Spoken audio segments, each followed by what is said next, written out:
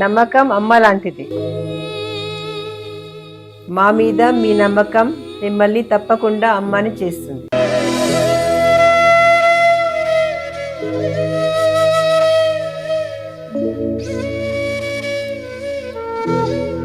నేడు ఎంతో మంది మా మీద నమ్మకంతో అమ్మాయారు. మీకోసం అమ్మతనం ఎదురు చూస్తుంది.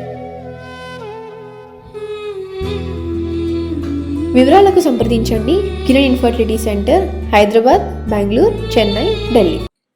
జై శ్రీమన్నారాయణ. నేను మీ ఐకాన్ ఆస్ట్రాలజర్ గట్టుపల్లి సురేష్ బాబు. మనకి చూస్తుండగానే రోజులు కాదు, పక్షాలు కాదు, మాసాలు కాదు, సంవత్సరాలు కూడా అయిపోతూ ఉన్నాయి. అలానే మనకి 2026 సంవత్సరంలో కూడా అడుగుపెట్టున్నాం. ఈ 2026 సంవత్సరాలు అడుగు పెట్టగానే చూస్తుండగానే జనవరి మాసం అయిపోతూనే ఉంది, వెళ్ళిపోయింది కూడా.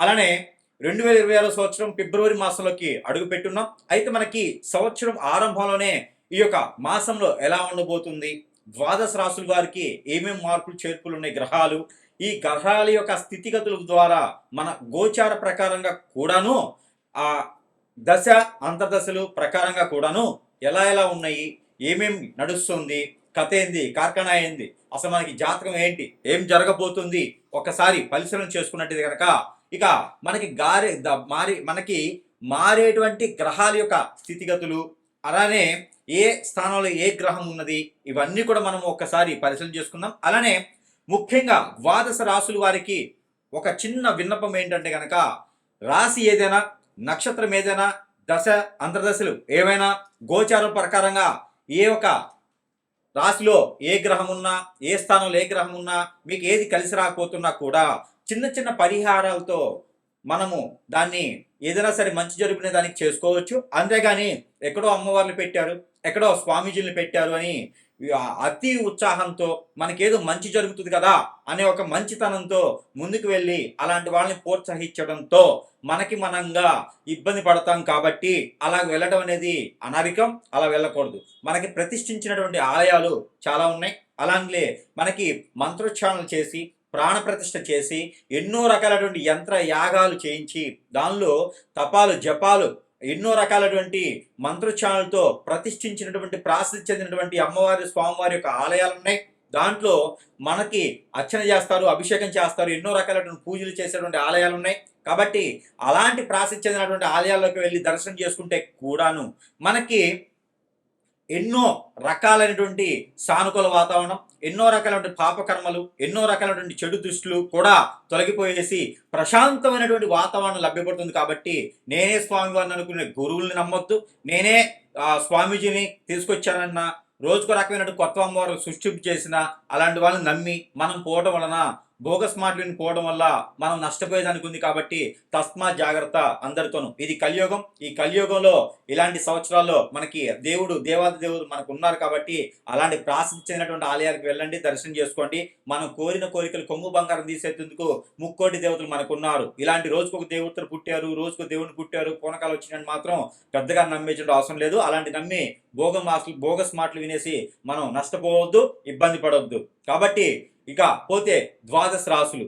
ఇక ఈ ద్వాదశ రాశుల్లో ఏ రాశి వారికి ఎలా ఉండబోతుంది ఫిబ్రవరి మాసం 2020 సంవత్సరంలో ఒక్కసారి పరిశీలన చేసుకున్నట్టయితే కనుక, ద్వాదశ రాశుల్లో ఒకటి కన్యారాశి. ఈ కన్యారాశి వారికి మనం ఏ సంవత్సరం చూసుకున్నా, ఏ మాసం చూసుకున్నా, ఏ ఒక పక్షం చూసుకున్నా, ఏ వారం చూసుకున్నా, ఏ రోజు చూసుకున్నా కూడా ఈ కన్యారాశి వారికి ఏంటంటే ప్రతి క్షణం కూడా నరదిష్టి, నరఘోష, శత్రుభయం, శత్రుపీడ ఈ కనపడకుండా చాప కింద నీరులాగా ఉండేలా ఉంటాయండి. ఎందుకంటే కన్యారాశి వాడికి ఉన్నటువంటి మంచితనం, మంచి గుణం, సహాయం సత్కారాలు చేసేటువంటి గుణం ఉంటుంది. కాబట్టి ఖచ్చితంగా వీరి మీద చెడు దృష్టి ఉండేలా కనిపిస్తుంది. అందరూ కూడా చాలా మీరు చేసేటువంటి ప్రతి పనిలో కూడా విఘ్నాలు రావడం కనిపిస్తూ ఉంటుంది. రూపాయి సంపాదించారంటే రూపాయన్నర ఖర్చు కనిపిస్తూ ఉంటుంది. మీ చేతి నుంచి ఎవరికి డబ్బులు ఇవ్వకండి.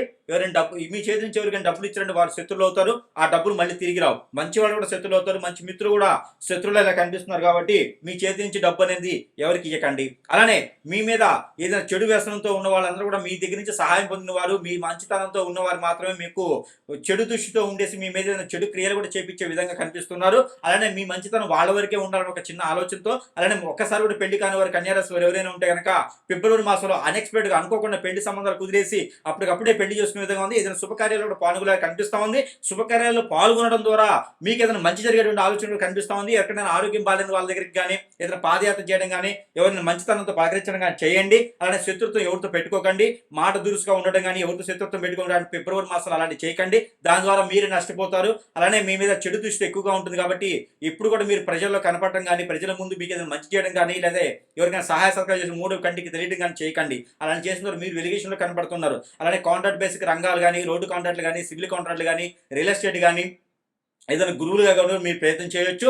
అలానే కనుక మీరు ఉపాసన తీసుకుంటే కనుక ఏదైనా ఆలయాల నిర్మాణం ట్రస్టులుగా ఏదైనా మీరు ఏదైనా వృద్ధాశ్రమం ఏదైనా అనాథాశ్రమం లాంటి స్థాపించడం కానీ చేసుకోవచ్చు. అలాంటి ఫిబ్రవరి మాసం 19వ తారీఖు తర్వాత మీకు అద్భుతంగా ఉంటాయి. అలానే ఏదైనా షేర్స్ కానీ మీకు తెలియని వ్యాపారాలను పెట్టుబడి పెట్టకండి. ఆన్లైన్ బిజినెస్ మీరు నమ్మకండి. ఎవరైనా వచ్చి మీ దగ్గరికి ఏదైనా ఉన్నత స్థాయిలో ఉన్నానండి ఈ బిజినెస్ లో పెట్టుబడి పెట్టంటే నమ్మకండి. పార్ట్నర్షిప్ వ్యాపారాలు చేయకండి. అలానే లవ్ మ్యారేజ్ కూడా మీకు సక్సెస్ అవ్వు. అలానే అఫైర్స్ కూడా మీకు అంతగా సక్సెస్ అవ్వు. దానివల్ల మీరు దిగజారిపోతారు, వెనకడిగేస్తారు. మీకు ఏదైనా చెడు అలవాటు ఉంటే వదిలించుకోండి. ఈ ఫిబ్రవరి మాసం మీకు ఈ మహాశివరాత్రి సందర్భంగా మీరు ఒక్కపోతుంటే చాలా మంచి జరుగుతూ ఉంది. అలానే దక్షిణమూర్తికి అభిషేకం రుద్రాభిషేకం చేసుకుంటే కూడా మీకు అద్భుతంగా ఉంటుంది. ఇంకా దీంతో పాటు మీకు ఏదైనా చిన్న చిన్న పరిహారాలు అయితే ఖచ్చితంగా చెప్తాను కాబట్టి ఆ పరిహారం మీరు పాటించుకున్నట్టు కనుక ఈ ఫిబ్రవరి మాసంలో మీరు అనుకున్న స్థానానికి అనుకున్న స్థాయికి వెళ్ళిపోవచ్చు. అలానే పూజా సామాగ్రి స్టోర్స్ కానీ గోల్డ్ సిల్వర్ వ్యాపారాలు కానీ వస్త్ర దుకాణాలు కానీ ఫ్యాషన్ డిజైనర్ కానీ రియల్ ఎస్టేట్ కానీ ఇవన్నీ రంగాలు కూడా ఫిబ్రవరి మాసం 19 తర్వాత మీరు మొదలు పెట్టుకోవచ్చు. అలానే కన్యా రాశిలో ఉన్న స్త్రీలకి ఒక్కసారి కూడా పెళ్లి కాకపోతే కనుక పరిధి సంబంధాలు 18వ తారీఖు తర్వాత ఫిబ్రవరి 18 తర్వాత మే 18వ తారీఖు లోపు మీకు పెళ్లి కూడా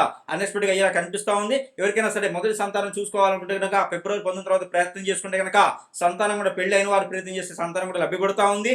ఇక ఎన్నో రకాల సమస్యలు ఉంటాయి. మీ మీద చెడు క్రియలు చేయించే సమస్యలు ఉంటాయి. అవన్నీ జాతకంలో మనకు కనపడదు కాబట్టి ఏదైనా సమీపంలో గురువు గారు ఉంటే ఖచ్చితంగా సంప్రదిస్తే కనుక మీకు ఏదన్నా సమీపంలో గురువు గారు మీకున్న సమస్యకి పరిష్కార మార్గం చూపించాలని ఉంటుంది.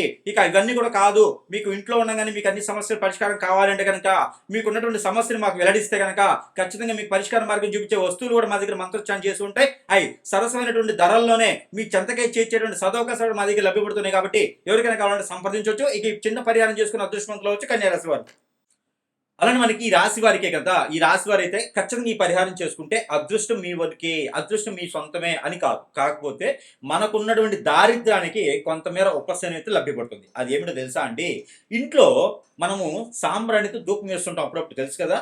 ఆ సాయం సంధి వాళ్ళు వేస్తుంటాం మనం. అయితే గుగ్గిలము సాంబ్రాణి ఈ రెండు సమీపంలో కలపండి. దాంట్లో పచ్చకర్పూరం కలపండి. పౌడర్ చేయండి. పౌడర్ చేసేసి పచ్చకర్పూరం కలిపేసేయండి.